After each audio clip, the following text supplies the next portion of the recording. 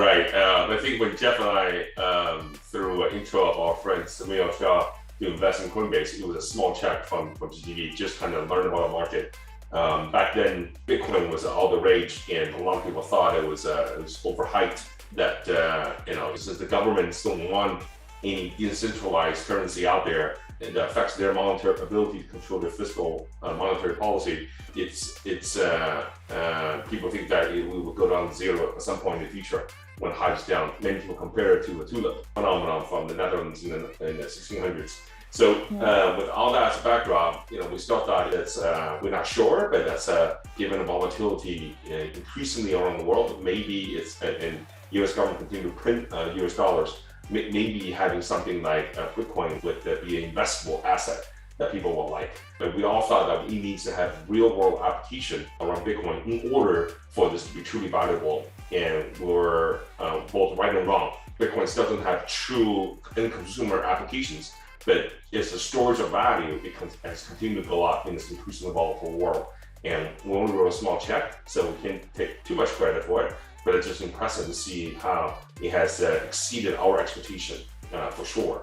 And then you look at all the recent debate between, for example, Jack Dorsey at Twitter, and then Mark Andreessen and XXZ, and you see Elon Musk making fun of Web3 as a marketing buzzword. There's a lot of different kinds of opinions out there. And I like the blog post that my old friend from Bessemer, Chris Dixon and Andreessen has published. He compared Wikipedia and YouTube to the competitor before, back in the early stage, and the second in Web 2.0, in Web 1.0, and it just to see that the free ecosystem that's emerging, where it's a lot more open, developers can add value to it, and there's no centralized figure that can monopolize its upside, ends up helping to build a more valuable ecosystem over time. If I think back to Web 1.0, where Google and Amazon argues Google is Web 1.0, and then Google starting in 1999 is Web 1.5. Those are the companies that ends up being quite more centralized and keep more of the profits itself. And then you see more open system emerging, Android, which is acquired by Google, and you see Wikipedia, you end up seeing that there's more value being created by a more open system over time. It catches up to a good value proposition from a centralized system that can be good early on, but over time, the system that's more open, developers can make money, more people can benefit, ends up catching up to the value created by a closed system. So you can argue that Web 2.0, I remember investing in Web 2.0 companies, and a lot of people doubt that Web 2.0 companies would exist, that Web 1.0 company would just take over. That he didn't. And then so for Web 3, I would just think that we're in the very early stage, a lot of infrastructure companies being built out, much similar to the stage where with Web 1.0 back in the beginning of the internet era. So initially, people were expecting more end user application, which is what we thought about Bitcoin. But in reality, is infrastructure is being built out, whether it's Ethereum and other things. And over time, as infrastructure gets built out, over time there will be end consumer application. So we're still in the very early stage of Web 3. It's going to be a 20, 30-year run.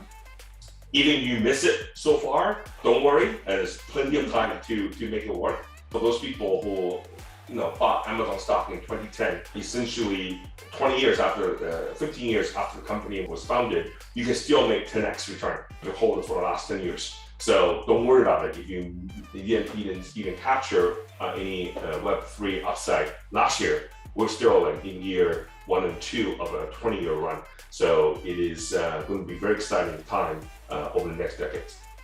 A lot of people have this fear of missing out, this FOMO you talk about. But it's in internet. Web 1.0 was a 10-15 year run. Web 2.0 was also a 10-15 year run. So Web 3 ends up being like that. So being thoughtful, being choosy, and bet on the companies that you think is going to be part of the ecosystem going forward, and stick with it, hold on to it, and not worry about the volatility going up and down is I think the better approach. But having said that, when we went through the volatility we just had in 2021, it's hard to be calm when you see your net worth going up and down by 50, 80% in a matter of weeks. And so having the ability to be able to not get carried away when it's up or down is extremely important. Obviously easier said than done, but that's the key to successful investing.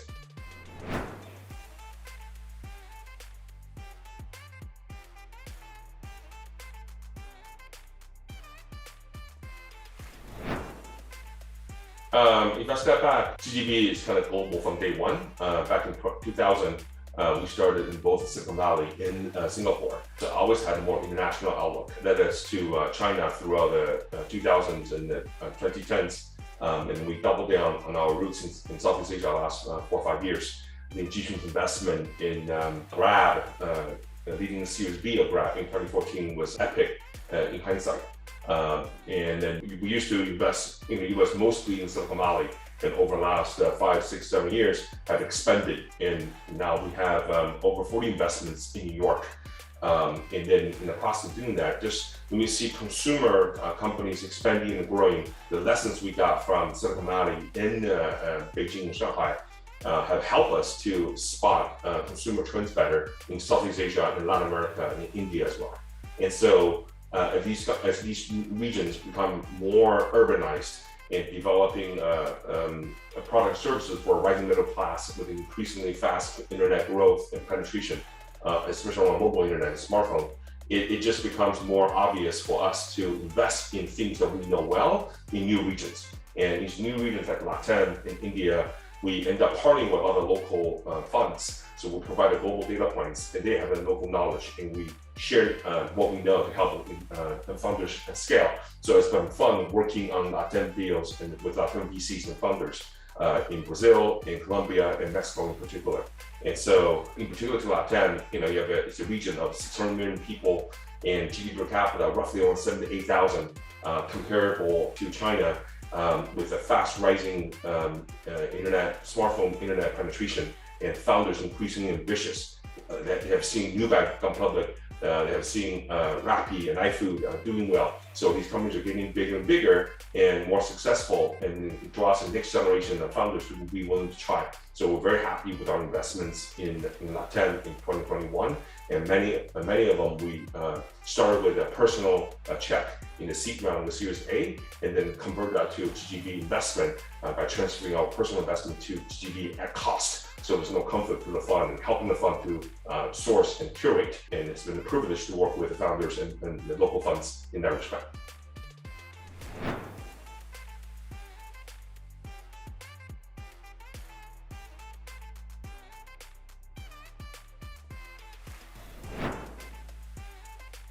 I used to travel almost every other week pre-COVID. Many trips were international. Over the last 2 years, mostly have been just Zoom meetings, and number of Zoom meetings increased from 6, 7, 8 per day to sometimes 13, 14, 15 a day. It's a lot more efficient to have Zoom meetings, even though the quality of interaction may not be as insane as in person. So what has been most memorable over the last 1 year has been in-person meetings, as weird as they may be. Right before Omicron became the issue, we had a New York founder dinner. The second one we had, this first one was 2019, and this is 2021. And over 30 founders came to our event, and over 10 people from GGV Silicon Valley flew to New York for this. And it was just amazing in a room with so many GGV founders, and see how we have built up our New York presence from 3 deals as of 2016 to now over 40 investments in the span of 5 years, 2 of them during COVID. And it just, the one word I would choose was magical. Everybody was so happy to see each other. Several of them thought that they were the original OG founder from 2016, 2017 cohort, and to see so many new friends around the table. Everyone we have built a huge portfolio around fintech, around consumer, and increasingly more enterprise and smart tech. And so a lot of founders are in a similar area, whether it's food or fintech or consumer. And so they have a lot to share with each other, and a lot of them know each other already. So it's been a good ecosystem to see that emerging.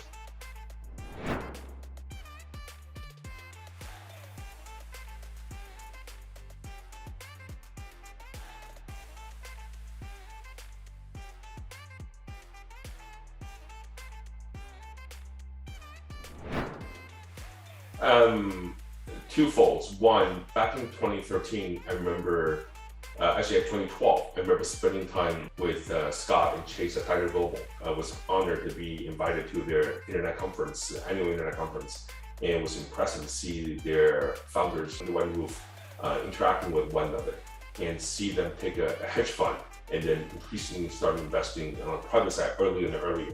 And the knowledge they have on the private side makes them smarter investors on the public side.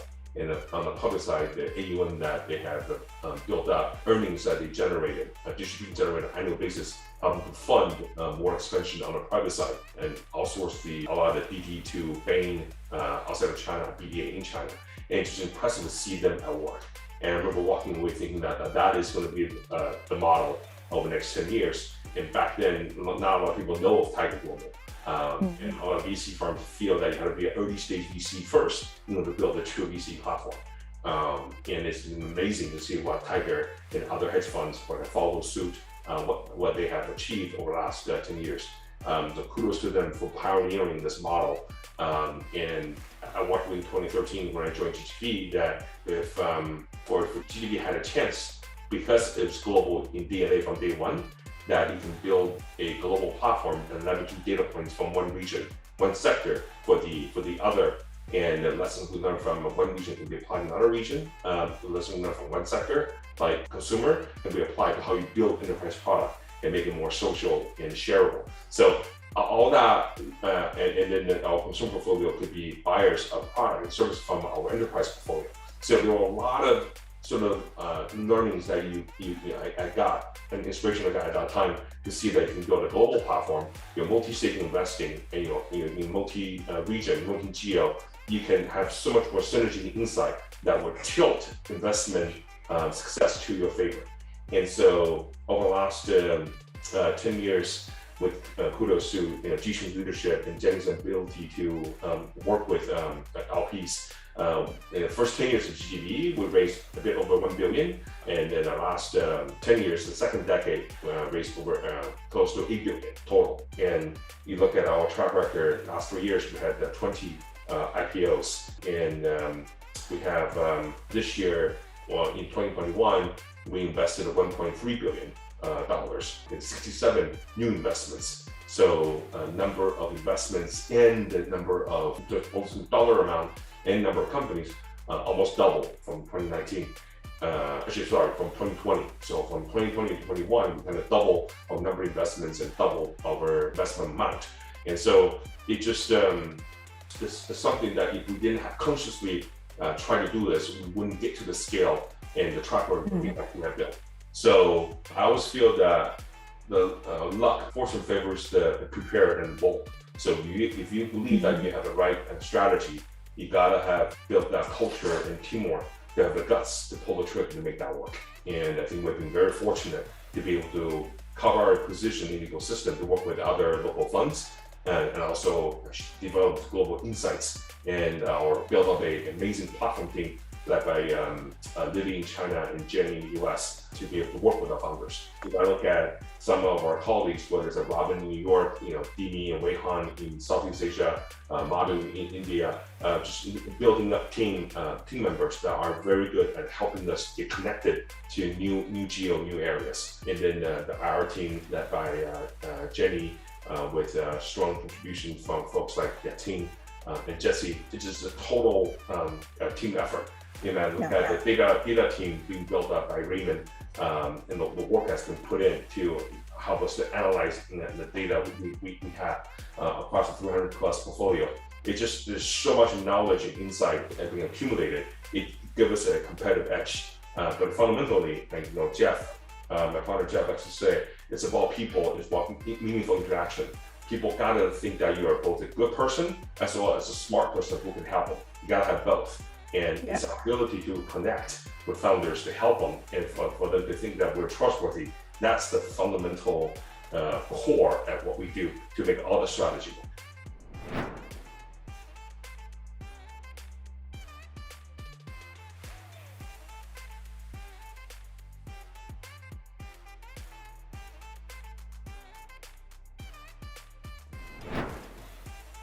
definitely having a bigger AUM allows investing companies and good companies increasing at a higher, raising funds at higher valuation than before. I mentioned earlier, the public market has had a correction twice in 2021, and most recently since November. You look at the tech sector, the FANG, the big guys, the Facebook, the Amazon, the Apple, Google of the world have held up their valuation. And there's rotation out of tech and there's rotation within tech. As the economy opens up, more money have left tech to go after companies that are in the traditional offline world that's opening up and poised for economic recovery. And at the same time, within tech, there's a flight to size and quality. The smaller companies' valuations can become more impacted, and then the bigger companies have retained their valuation growth over the last 2 years. So as a result of that happening, there's going to be a trickle-down effect into private market as well. Yet the best companies in the private market that's growing fast will still be able to raise money at high valuation. I think most of the companies should, in the first half of this year, be more impacted. We will see. Of course, we want the founders to do well, because this is the best time for the founders to take advantage of the fundraising market, raise the capital they need to weather through any winter that may come, and also expand while the sector growing. And fundamentally, you look at what's happening with the digital economy in the world. E-commerce as a percentage of retail is roughly 20-some% in China and in the mid-teens in the US. So there's still a lot of room for growth, even e-commerce, which is probably one of the most internet penetrated sector in all categories in the economy. You look at media, which is probably the most internet enabled sector right now. In the US, online ads is still less than 50% of total ad spend. And so if you use those two sectors as a barometer, then all the other sectors are still much less penetrated, much less internet enabled. So over time, the rest of the economy, the rest of the other sectors should catch up to the degree of internet enabledness in media and in retail. As such, you can imagine, even without Web3, over the next 10, 20 years, there's a lot more growth happening in different parts of the economy for the economy to become more digitized. And as a result, not only consumer will do well, but the enterprise market, B2B market, will grow even faster over the next decade. So there's just a lot of stuff going on right now. And even though we have raised more funds than ever, we have invest faster than ever, there's still more companies that are very interesting that we would not be able to invest in them. If you look at the top funds, everyone is investing and fundraising at a rapid pace as a result of that. We just at the right in the midst of the fastest digitalization trend in humankind. And that's the backdrop of what we're dealing with.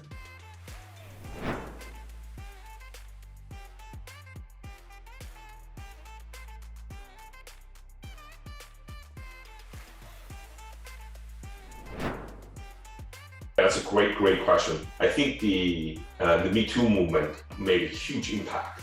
It just woke many people up about the inequity that was all around us. And then during COVID, and even before COVID, Black Lives Matter also was becoming a lot more serious issue that people were paying attention to. These two movements made as an impact even in the tech world. So more VCs and founders increasingly are talking about it and thinking about ways to address that.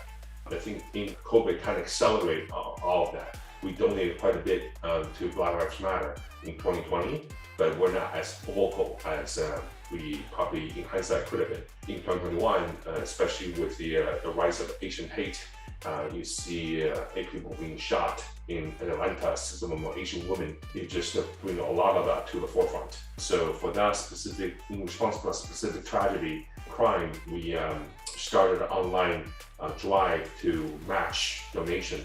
We wouldn't donate initially $100,000 to match anyone else who wouldn't donate to the community groups that were fighting Asian hate. And then I think altogether with support from most of the top 30 funds in Silicon Valley and New York and Boston, as well as a lot of contribution from Eric Yuan in particular at Zoom, in collaboration with Jeremy Liu at Lightspeed, and then the Goodwater team. We ended up raising $5 million for that, and probably the largest of its kind.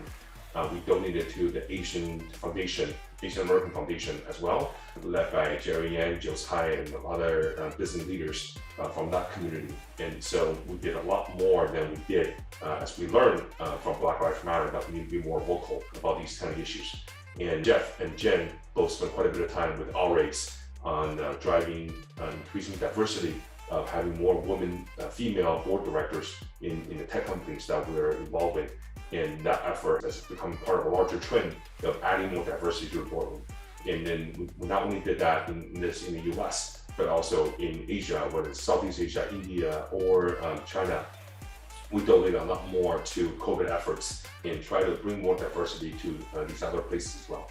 So all in all, Jesse from our team who leads our ESG efforts with support from Crystal and Race and Kenny and Alice and others, just doing more than we ever did.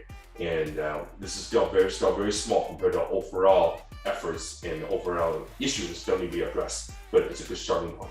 So I think the next generation of founders and VCs care about these topics a lot more social conscious, and the LPs are pushing the ESG agenda more as well. All these are good because when you look at tech, a lot of wealth and value were created in the last 20 years. It's time to get back and address some inequalities that happen along the way. And if we don't do it, others will do it for us. Better we do it ourselves. So this is something that's both practical and also morally correct.